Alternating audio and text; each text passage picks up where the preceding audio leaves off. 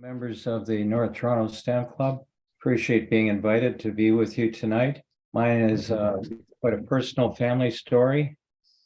Maybe not as philatelic as you might hope for, but certainly there'll be some philately in what I do. And what I would like to do is something I do in my home club as well, which is to invite input at the end of the presentation, correction of errors I may have made, and filling in some gaps. They're here and there because I'm dealing with envelopes from World War II.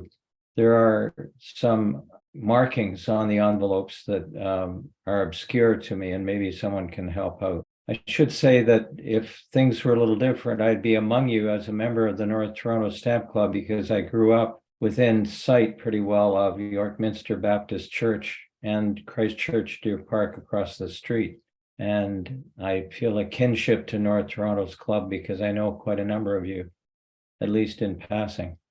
The title of the presentation, Separated by War, an AV production of the Pepall family, in case you haven't worked it out, is about my parents, Pat and Bob Pepall, who themselves were very keen stamp collectors in their youth. And so it came about that I couldn't possibly avoid the hobby, even if I tried. But the main gist of the story is the fact that if you're going to conduct a successful war, morale has to be good, consistently good. And in order to create good morale among your troops, especially when they're not in battle, you need a mail system that delivers the goods as close to on time as possible and works two ways. And of course, the east to west direction is not relevant here because that mail would have been censored and not, I should say, west to east.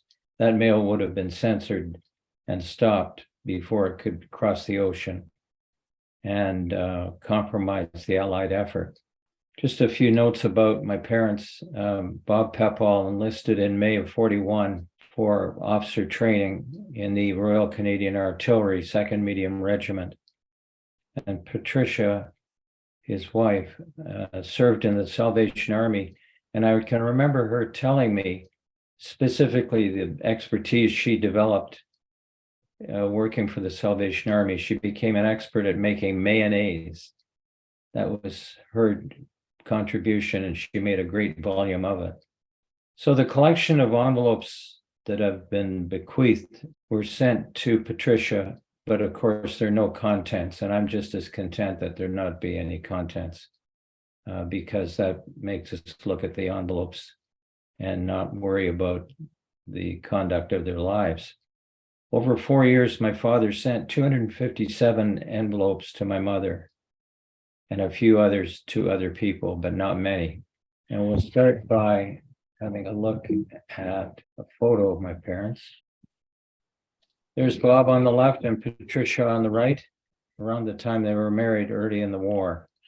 This particular envelope comes first up, but it's one of the most important because it's the only one I have addressed to my grandfather, my father's father, after whom I was named, living on Dunvegan Road, which runs north off St. Clair. If you live in the Deer Park area of Toronto, you'll know the streets that I'm going to refer to. I have a favorite memory of that grandfather, George T. Pepall, because I remember leaving the house after a sumptuous Sunday afternoon dinner, and somehow I had the nerve to tell my grandfather that there was a beautiful package of windowed stamps at the Simpson stamp counter, 5,000 different stamps for $2. And could I have that, please, the $2 that I need? Somehow I convinced my grandfather to cough up the $2, and then I had the beginnings of a worldwide collection. Bob and Pat were married when he was on leave in the second month of 1941, 6th of February, 1941, in the chapel of St. James Cathedral, King Street East. Many of you will be familiar with that 19th century building at King Street. The officer training program takes us first to Sussex, New Brunswick. I hadn't heard of it until I did the investigation for this, but it's a tiny town on the Trans-Canada Highway today, in the middle of a golden triangle of three small cities, Fredericton, St. John, and Moncton.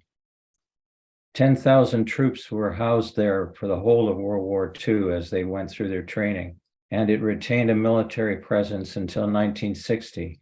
I'd be surprised if any of you had heard of Sussex, New Brunswick. The airmail rate is notable, 6-cent rate in Canada, and MPO indicates military post office.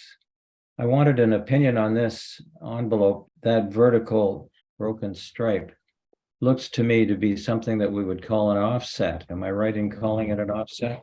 But the ink from another letter has transferred onto this one. Maybe someone will have an opinion about that for later on. I have one or two other envelopes that are marked that way. CAA with bracket O is Canadian Artillery Overseas. And you'll notice that so far, for all the covers I've shown you, they're all written in the same handwriting. And of course, that's my father's writing. Here's a letter written October 6, 1941 to Patricia on 150 Farnham Avenue, which runs between Yonge Street and Avenue Road, just south of St. Clair, and ends at Brown School, which was rebuilt when I was a kid. I remember a different Brown School from my youth. My maternal grandmother had a seasonal cottage south of Barrie, north of Lefroy, the town of Lefroy, on Lake Simcoe. And this is one of a kind for our family as well, because this one was forwarded to my maternal grandmother, Mrs. F.C. Thompson at Degrassi Point, which is a tiny cottage community on the third line of Innisfil Township, served by the town of Lefroy. The seasonal post office there was closed in 1965, but I remember it as a kid. We had great fun knocking around with the postmaster in that community. The date on the cover is April 24th, and apparently some of our family were there at that time. That would be awfully cold to be in a seasonal only cottage. As I mentioned, it was closed in 1965. It was a place that Michael Miller, many of you will remember Michael Miller, was familiar with because he once did a talk on seasonal post offices of Innisfil Township.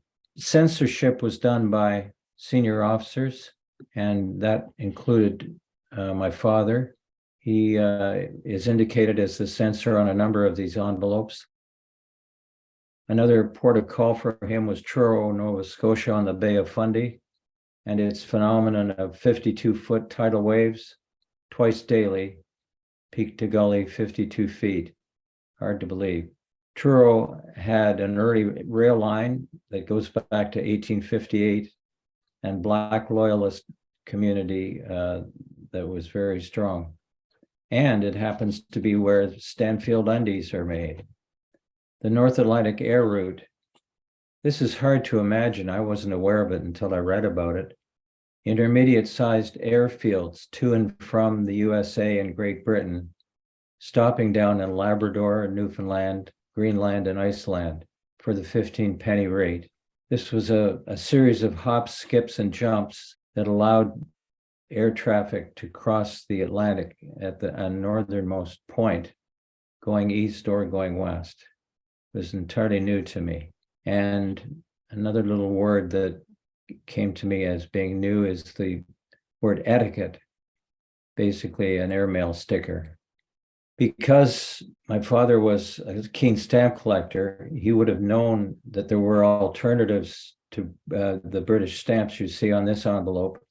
This one has 2 6-penny issues and 1 3-penny to make the 15-penny airmail rate up. But there were other stamps that could meet the rate just as easily. And if I knew him at all, he would have a stash of stamps with him.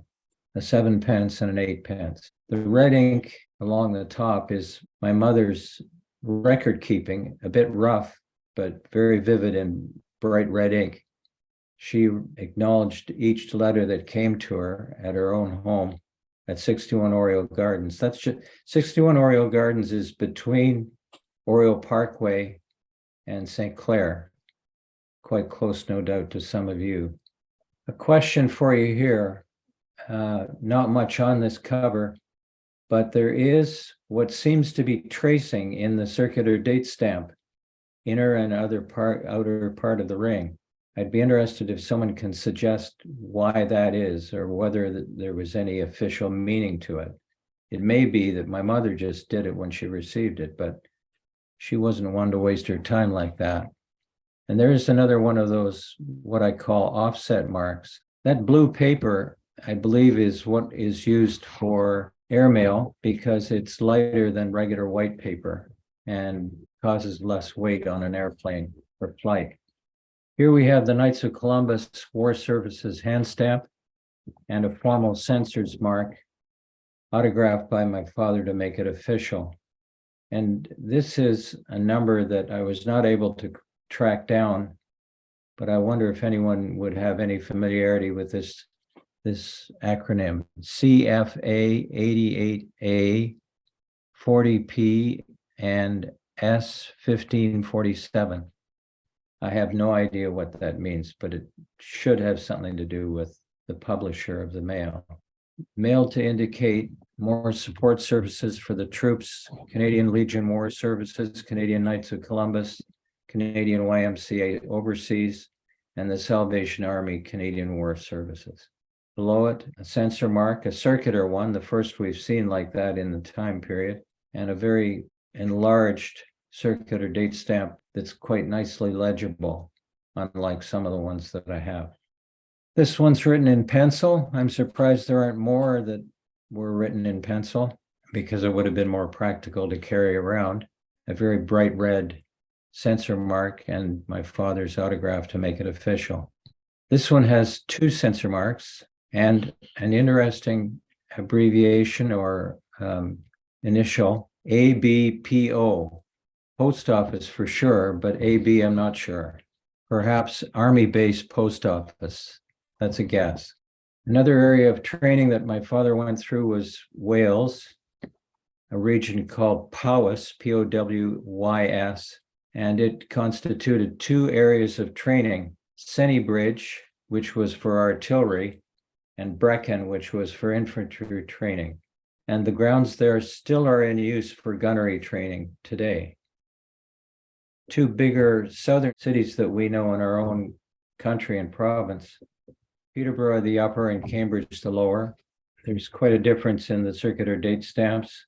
And it's interesting that Peterborough, the upper one, has a county designation, whereas Cambridge, the lower one, does not have a county designation.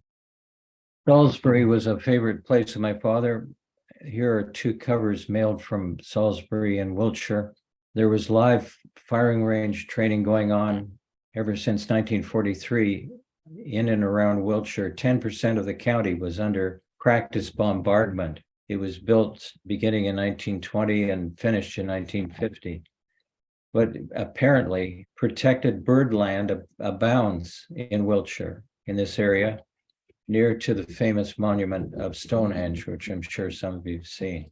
And also a difference in the sealing of the censorship tear in the envelopes. This was the standard one that appeared on most of the ones I showed you already, but this is an unusual one with narrower, simpler, tidier lines. This is an unusual label placement right under the spot where the stamps would normally go. It's been suggested that it was there to help a postal worker note the airmail rate of 15D and not undercharge the letter. It's a possibility, I don't know. North Atlantic Air Service indicated up here. Canadian Army Overseas, doesn't need any translation, the words are full, a very simple envelope. This one was of real interest to us in the family because the back flap shows that this is the point at which my father earned a promotion, his second promotion actually, from captain to major. And yet it was self-censored. Well, I guess he had that authority and he might as well be the one to use it. He knew what his rank was. Army Post Office circular date stamp, single line, number 870, passed by censor, this time right on the address and in a distinctive color different from the others we've seen.